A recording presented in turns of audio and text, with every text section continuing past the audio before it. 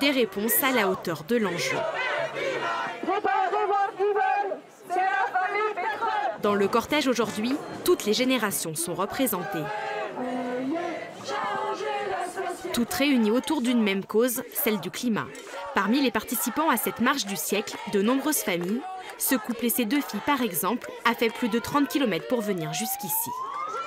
On fait beaucoup de choses en famille et pour nous c'était crucial que les filles se déplacent aussi et comprennent les enjeux.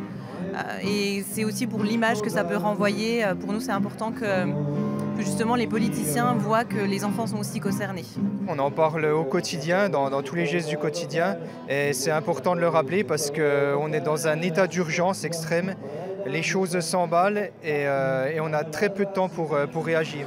Cette autre maman aussi n'envisageait pas une seule seconde de venir sans ses 2 enfants. Je trouve que les enfants, ils ont des super idées aussi et ils sont très concernés.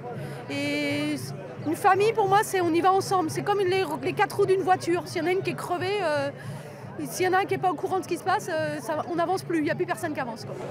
Léo et Juliette participent à leur 2e marche du siècle. À 10 et 13 ans, ils souhaitent déjà devenir les acteurs du monde de demain.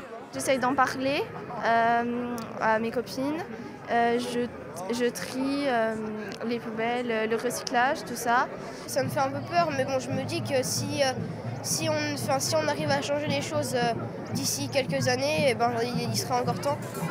Malgré leurs inquiétudes, c'est un message d'espoir que portent tous les participants, celui d'un avenir meilleur pour les générations futures.